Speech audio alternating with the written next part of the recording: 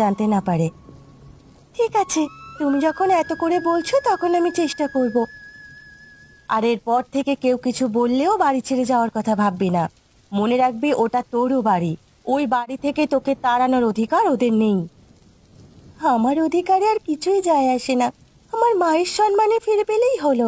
ঠিক আছে, তুমি আমাকে জাম দাও, আমি বাড়ি যাচ্ছি।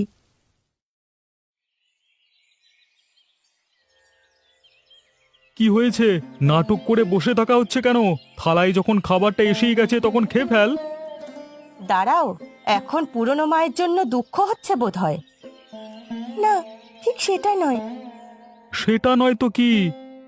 আসলে আচার ছাড়া আমার ভাত খেতে ভালো লাগে না। সেজন্য আমি একটু শখ করে আচার বানিয়েছিলাম। তোমরা সেটাও ফেলে দিয়েছো। এখন বলো, একটু আচার দিয়ে ভাত খেতে যাওয়া কি অপরাধ? তোমরা কি আমার এটুকু সুখও পছন্দ করতে পারো না? তুই কি একটু বড় বড় কথা বেশি বলছিস না? ভালো কথা বললে কি বড় বড় কথা বলা হয়ে যায় বাবা? তাড়িয়ে দাও না, কুকুর বিড়ালের মতো দূর দূর করে তাড়িয়ে দাও। তখনই ঠিক উচিত শিক্ষা হবে। এই কথাটা তুমি বলতে পারলে মা? কেন? আমিও যখন উচিত কথা বলেছি তখন তোরও সহ্য হচ্ছে না?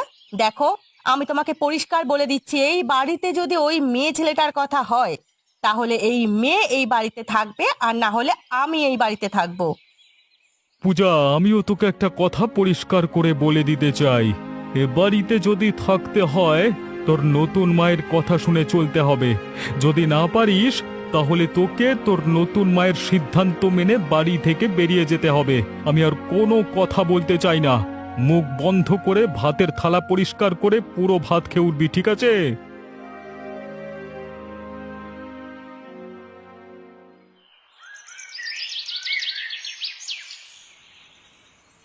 বুঝলে তো, আজকে একটা কাণ্ড হয়েছে। কি কাণ্ড? তোমাকে তো এরকম ভাবে কোনোদিন কথা বলতে শুনিনি। আজ আমি কি একটা কাজে উঠোনে নেমেছিলাম, হঠাৎ করে দেখলাম পূজা রাস্তা দিয়ে হেঁটে যাচ্ছে। পূজা মানে রতনের মেয়ে পূজা? হ্যাঁ গো, আমি তাই দেখে ওকে দাঁড়াতে বললাম।